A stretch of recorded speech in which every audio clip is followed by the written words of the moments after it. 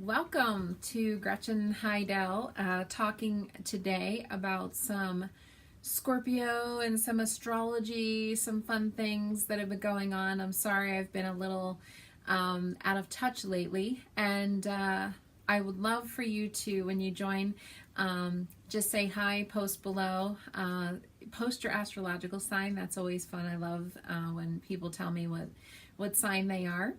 And we're going to be talking about some Scorpio. Hey there, how you doing? Arthur, good to see you. I haven't seen you in a while. And so anybody that's joining, feel free to say hi and post below, post your astrological sign. And so we are live, Facebook Live. And by the way, if you want your friends to see this or you want to share it, go ahead, please share it. Like and share, because that's how the good word gets out. So I wanted to talk about some Scorpio energy today, because there's a lot of Scorpio energy, a lot. It's been kind of intense, huh? If anybody has been experiencing some intensity, this is the video for you. So that full moon, oh my God. So that full moon was crazy this weekend, for me anyway. I had some real problems going on in my household, which is why I haven't been posting some videos lately, and it's been kind of intense. So the full moon took place in the astrological sign of Taurus, and so it was 11 degrees Taurus on Saturday, 1:23 a.m. And then opposing it, because the full moon is always in opposition. It's always about opposing energy. And so the full moon, the sun was in Scorpio.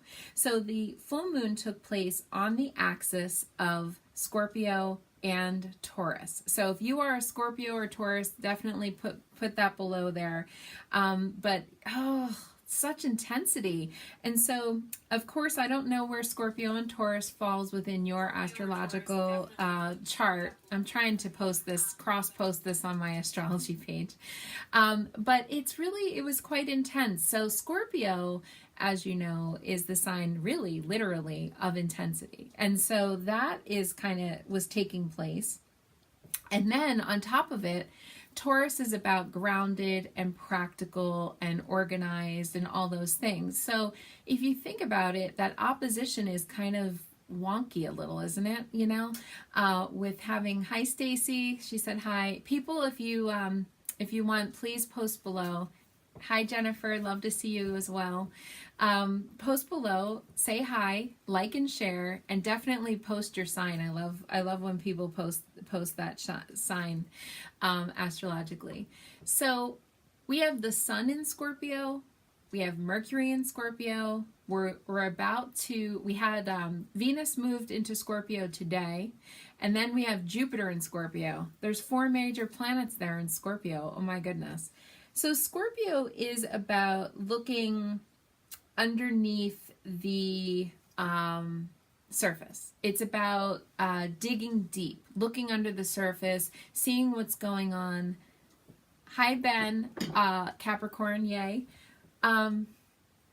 Scorpio is deep psychological processes. And it's, when we look at the global, hi Hans, we look at the global of what is going on. It's terrorism.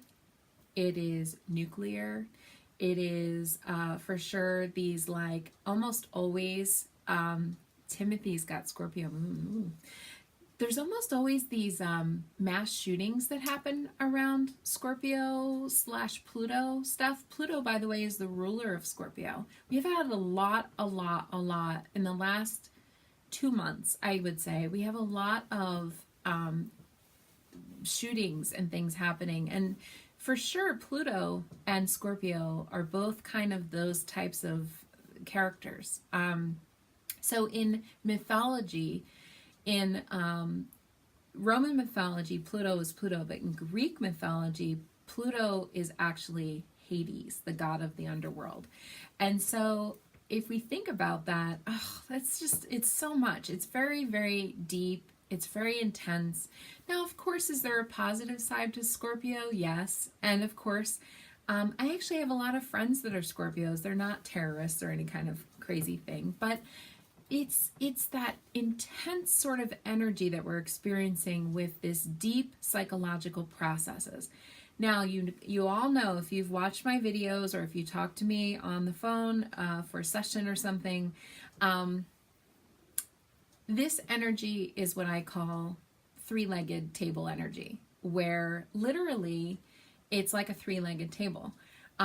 So if you think about it, I have my little book here, which I love this book, by the way, The Pocket Astrologer. Jim Maynard puts it out, and I get it every year because I can have it right in my purse. But it's like a three-legged table. So if a table has four legs normally and it's nice and solid, you can put a bunch of things on top of it. But three-legged table, right? Anybody who has a mental illness, anybody who has addiction, anybody who has problems with anxiety, depression, those types of things, it doesn't even have to be mental illness, but it could just be, depression or some sort of a problem. Boy, that is so intense when we add on the planet that is ruled, the sign that is ruling deep psychological processes. And so now we're getting into the table tips. So not everybody's struggling. Not everybody is having problems, but when we do, collectively what happens is it causes these tables. We just had the shooting in Las Vegas. Now we're having the largest mass shooting in Texas. And so Pluto was active all during those times. Pluto is the ruler of Scorpio. And so it sends out ripples throughout humanity, and it's really, it's sad, and it's hard for us, empaths and people who are sensitive and people who want and strive every day to do good in the world, to hear about such events happening.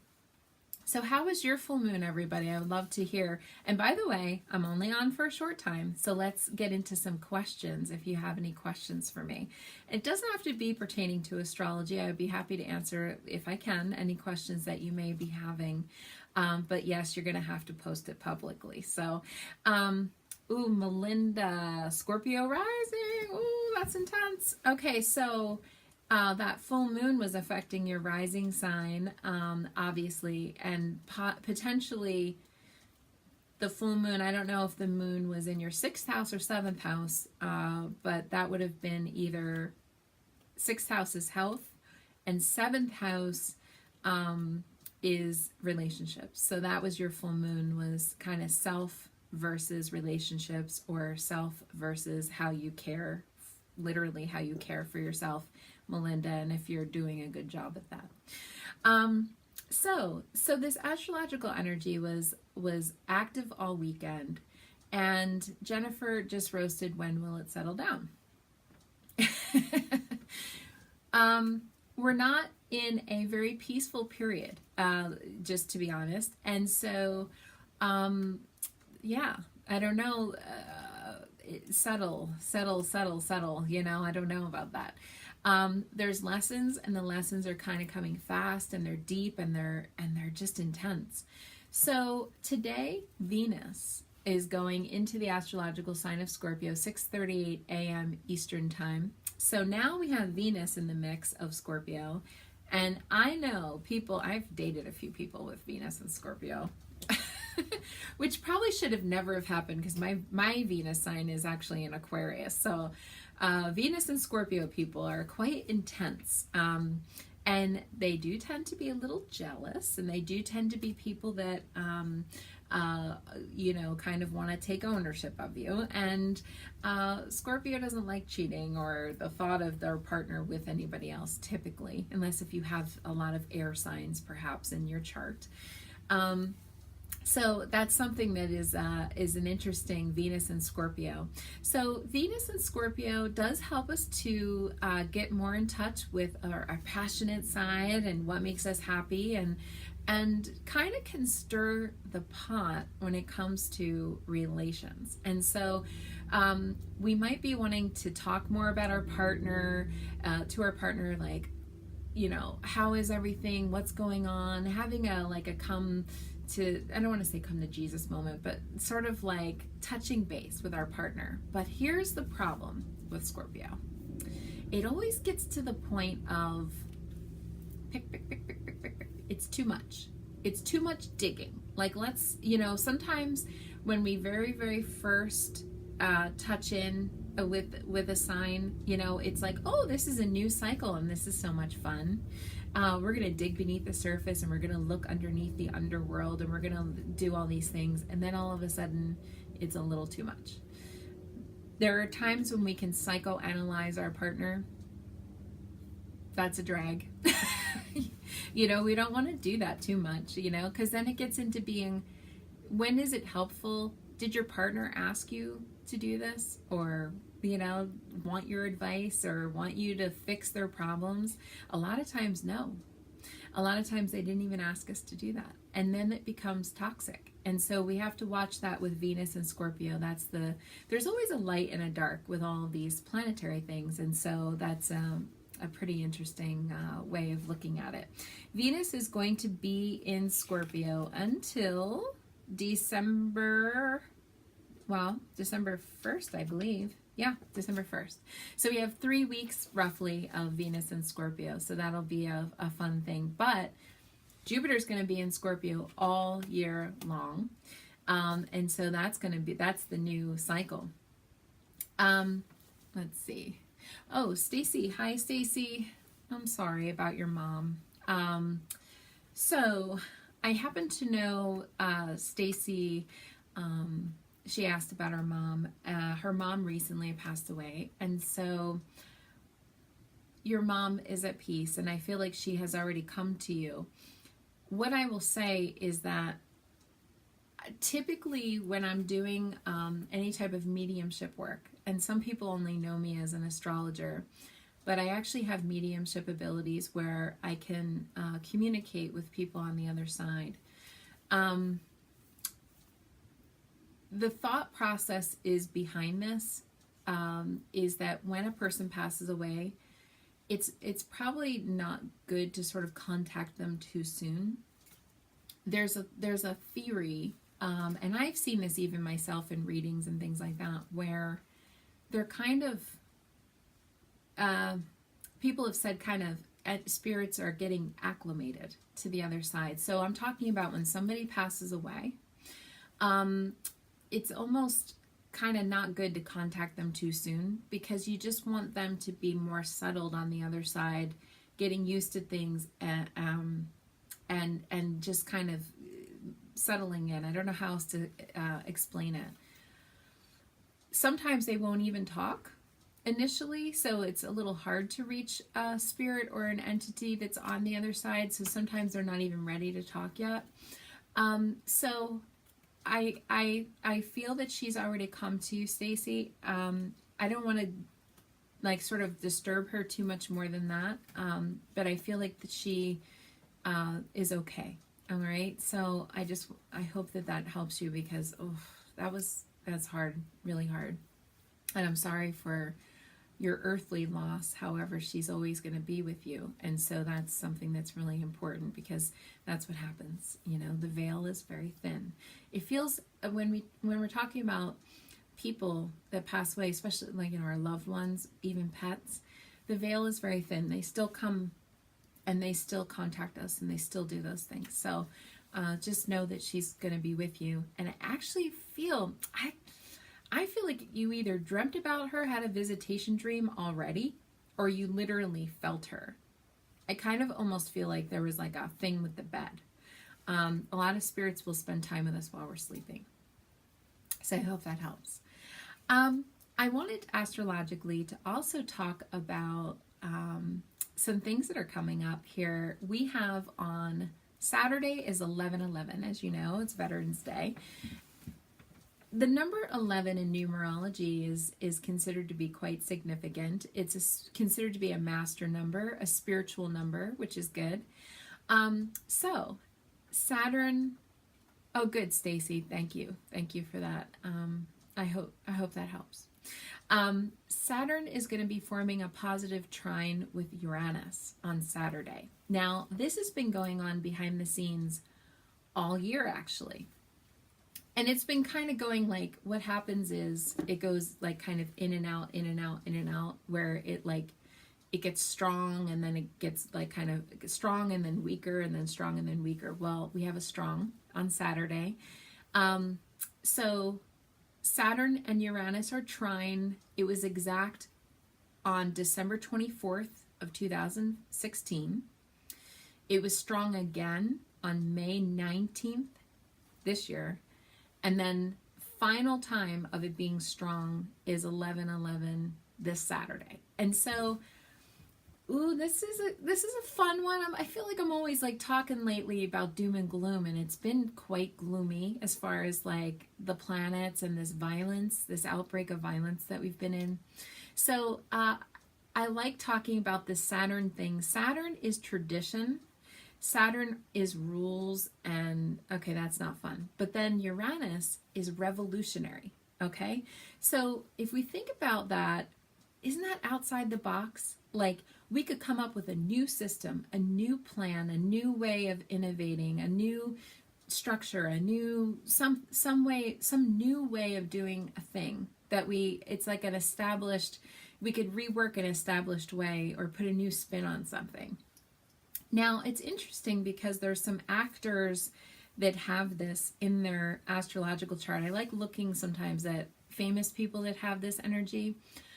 Bruce Willis is one of them. Howie Mandel is another one. Now, these people are not sort of revolutionary people. The interesting thing about trines, and I'm going to give you a little astrological lesson here. The interesting thing about trines, even though they're harmony, and everybody loves that harmony, it's great, it's awesome. Hi, Darlene.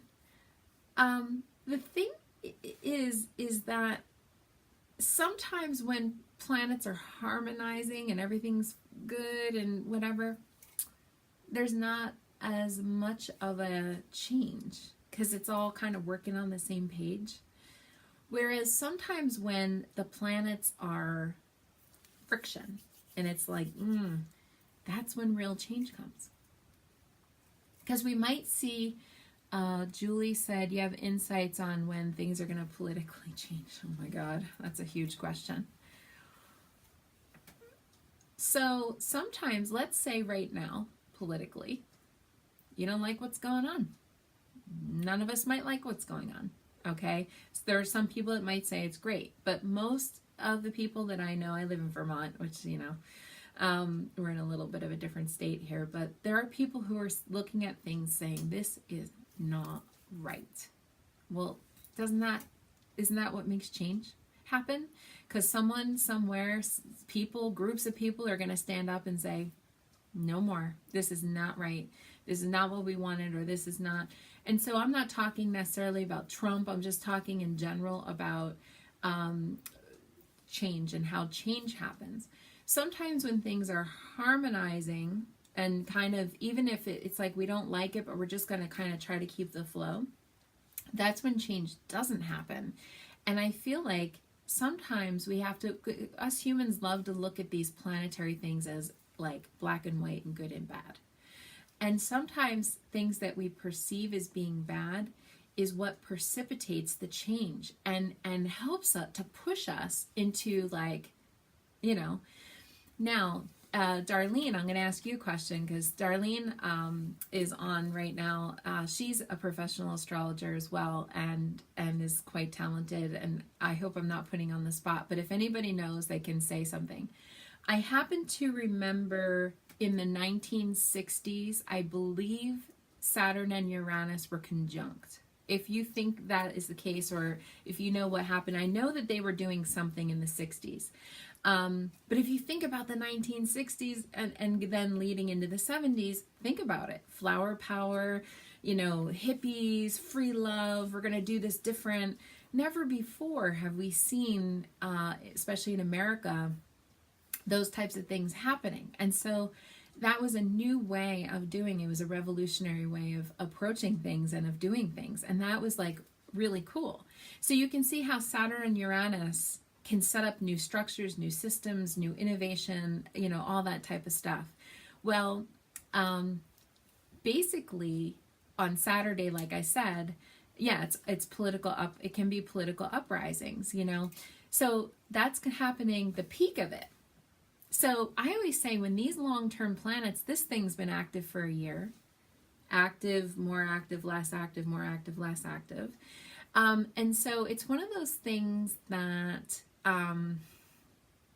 it's really, you know, it can be really intense, but it can also be powerful, and it can also change the way we think about things. We have an unrest going on in the background. That's Uranus. Uranus is like, no, no, no. Okay, Pam. Oh, good, good, good. Okay. In the 60s, Saturn and Uranus were in opposition. Okay, see what I was just saying? How oppositions can serve to be like this. That was the 60s, right? Today, they're harmonizing. So potentially, while they're active, politically, not much will get done because they're in harmony. And even though there's a little unrest going on in the background, which is Uranus energy for sure, the harmony is keeping things a little at bay. In fact, I actually think it would be better if they were more contentious, because then there would be a real uprising, which of course, you know, we kind of need. It would actually be helpful for us to get some things done, policies to change, maybe gun laws, or I don't know, whatever. I'm not a politician. I'm an astrologer that's trying to look at the planets here. Talking about, here's a fun little fact. You ready? For all of you lottery people out there who love the lottery. So sometimes, remember I just said how those planets that are contentious, it is said in your personal astrological chart, if you have planets that are in harmony, but you have some unrest planets that are hitting those planets, that's when you can win the lottery and win big. So you can see how sometimes that contentious energy can be actually positive, because it can create giant, like a tidal wave of change. Winning the lottery sometimes for people is not positive. It's shocking. I know people are like, what? But here's the thing. There are people that they've actually have said they wish they had never won the lottery, because it brought this whole new set of problems into their life that they all of a sudden have relatives asking them for money and friends asking them for money, and, you know, more taxes to pay and all those things. And so it just goes with the territory, right? And some people, actually a lot of people, end up, losing their winnings. So we have some questions here. Thank you, Pam, by the way, for providing that. Uranus and Pluto were conjunct in Virgo at that time in the 1960s too. Boy, that's talk about change, right? Malcolm X, and oh my goodness, we had so much change in the 60s. That was really a time of great political unrest. Krista says,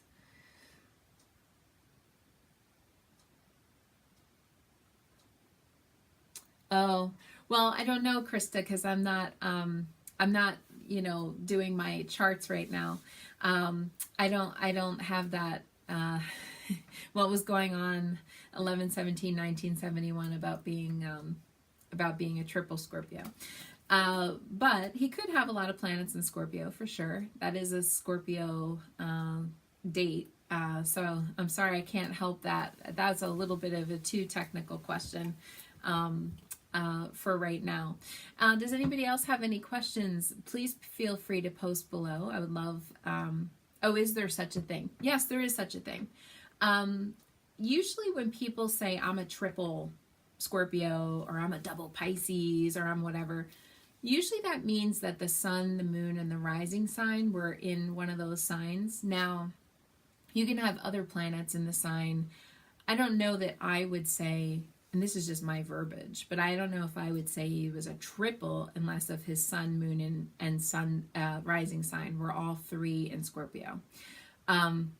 That's just the way I look at it. But he could have Mercury in Scorpio, or he could have Venus in Scorpio. There are people who definitely are born with a lot of planetary, and then there's other people who have one planet. It's like, I'm a Leo, but they only have one planet in that sign. So sometimes the planets travel in clusters. Like right now we have 4 planets in Scorpio. I was just saying that earlier. So Sun, Mercury, Venus went into Scorpio today, and then Jupiter is going to be in Scorpio all year. Okay, so that's where is Scorpio in your chart? Jupiter is good luck, good fortune, optimism, all that stuff, but it's also makes whatever is going on bigger. It's an amplifier. So what's going on in your area of Scorpio? Okay, what house is it in? And I always say, learn your houses. If you don't know your houses, call me for an astrological. We can do an in-depth session, and that would help you to get to know more about what is going on in your own astrological chart, and so that you'll be able to kind of figure those things out. Mary, a lot of planets right now. Mary said she's a water sign. And is there anything I can talk about with water signs? Well, all the planets in Scorpio are in water. So right now, you have your water sign. All the water signs are going to be trine this Scorpio energy. So what are the water signs? They're Scorpio, of course, as I've said, and then Pisces, and then Cancer. And so they're all the water signs. And so, hey, that's cool. Pisces and Cancers would be getting along better. Now, what if you are a person that doesn't naturally get along with Scorpio? You might be having some trouble right now because all the planets are in Scorpio. Okay, so that's kind of one of those things that happens astrologically speaking. Julie says, do I do it live regularly? No, I kind of come on in and out, but you can check my astrology updates page by Gretchen, and I do 1-minute astrology videos. I call them Astro Tidbits, and I check in 1 minute a day. It's a 1 minute long mini teeny video, and it's only 7 minutes a week. So you can actually just check in astrologically for the day and just kind of see what the deal is with the planetary energy of that day. Where's the moon? Where's the sun? What's going on? All that type of stuff. And I think it helps tremendously if you're kind of planning the day, or if you have business, or you have whatever. I think it's helpful, and people have said that's helpful to them, so that's hopefully a good thing. Any other questions before I sign off? Or question about the full moon, or even just like an intuitive question, but it has to be like kind of a quick question about what's going on. So yes, so the other thing that's coming up, so 11/11 is the Saturn trine Uranus.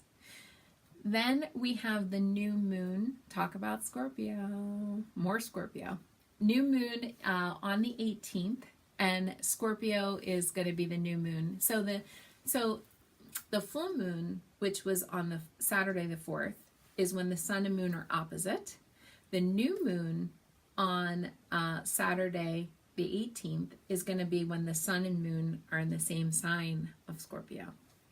So there's even more astrological energy. Oh yeah, Erin said, any idea what may be causing technology issues this week? Uranus. Uranus is the planet, I just talked about how it's going to be active on Saturday. It's forming a trine, which is good, it's positive, but it's still active, okay? And so we had some stuff last week where Mercury was quincunx Uranus on last Thursday, the 2nd, which could have been like a Mercury retrograde feeling, computers down.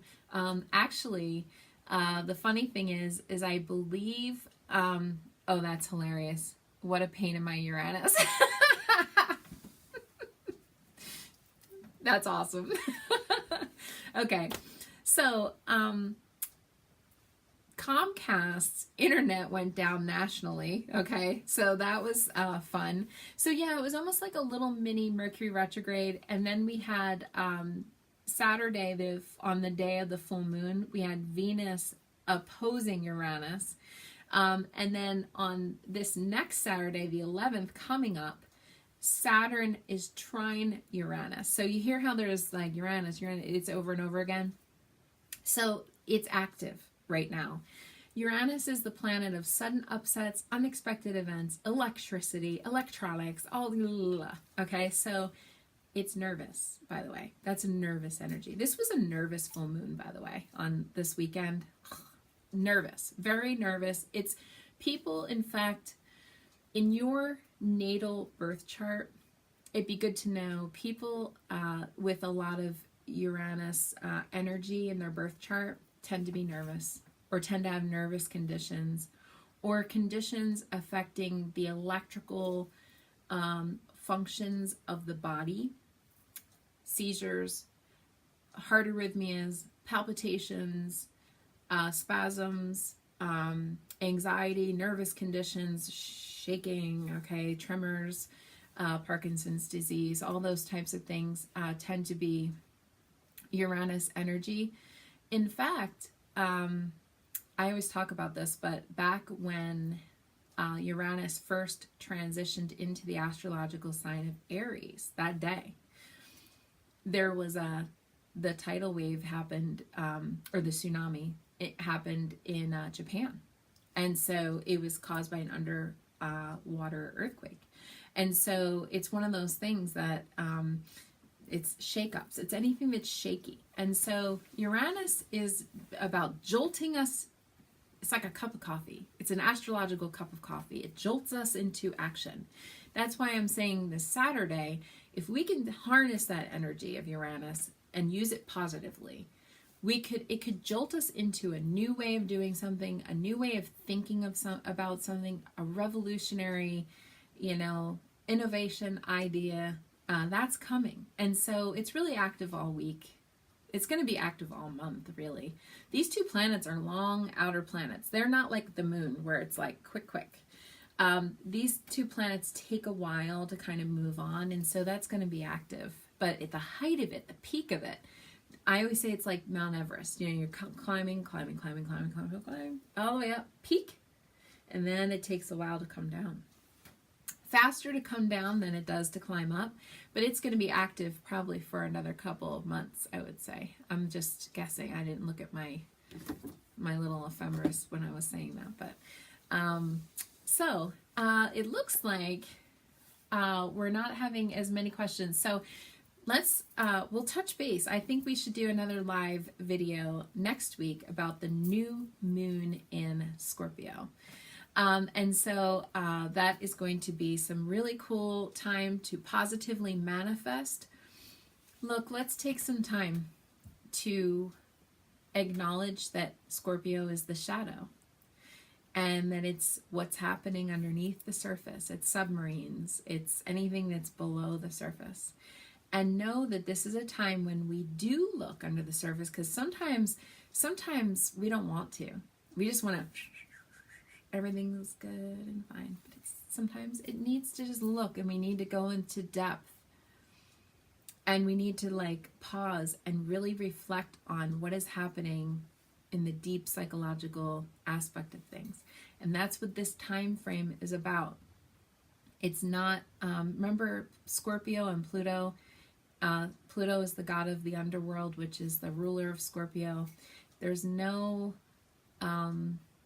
accident that Veterans Day, Halloween, All Souls Day, All Saints Day, all of the acknowledging of the afterlife is occurring and does occur in the sign of Scorpio. So this is a time to remember our loved ones, and a time to just sort of pause and reflect about those otherworldly things.